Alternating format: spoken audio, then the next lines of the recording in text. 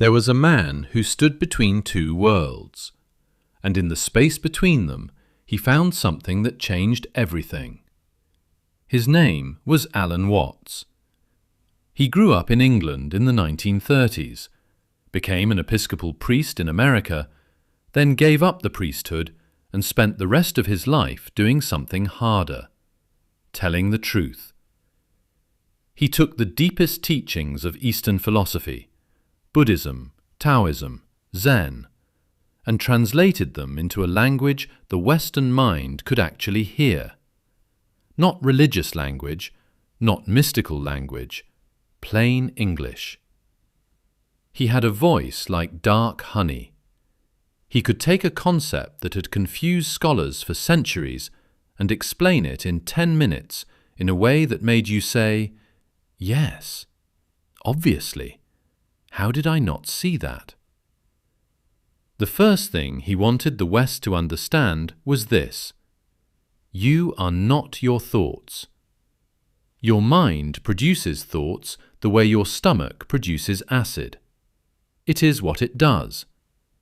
You don't choose every thought. They arise. They pass.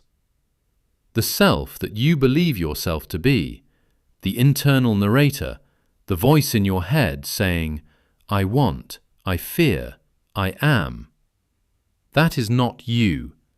That is a process, a pattern, a temporary arrangement of the universe looking at itself. When you stop identifying with your thoughts, he said, something extraordinary happens. You become aware of awareness itself, the thing doing the observing. And that, he said, is who you actually are.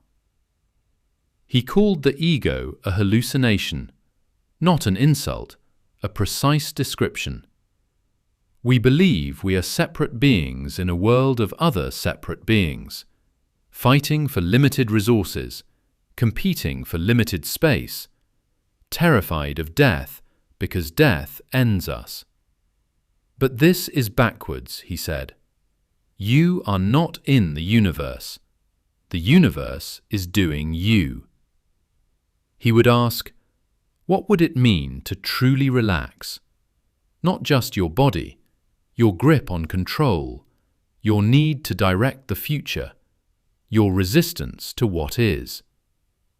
He said the Taoists had a concept called Wu Wei, often translated as non-action. But it doesn't mean doing nothing. It means acting in accordance with the nature of things, like water, which flows without forcing, which yields around every obstacle and eventually wears it down. The most powerful forces in nature don't push. They follow their nature until resistance gives way. He talked about death. He said we are terrified of death because we believe our self, the ego, is the thing dying. But if your self is actually the universe experiencing itself, then death is just the universe taking a breath between one expression and the next. He said, you are the Big Bang happening. You are what the universe is doing here and now. He was not a saint. He drank too much. He was complicated in his personal life. He would tell you that himself. He never presented himself as enlightened. He said he was a genuine fake, genuinely exploring, genuinely sharing what he found.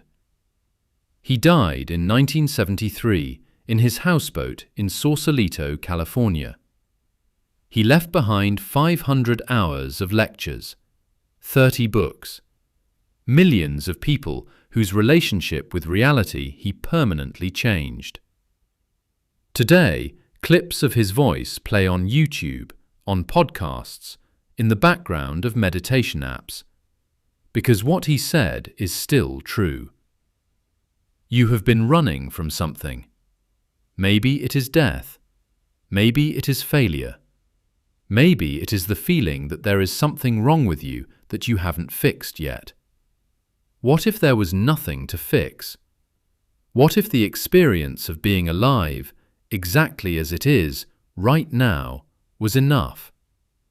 What if the secret was not to become something else, but to fully inhabit what you already are? Alan Watts spent his entire life pointing at that truth. The finger is gone. The moon is still there.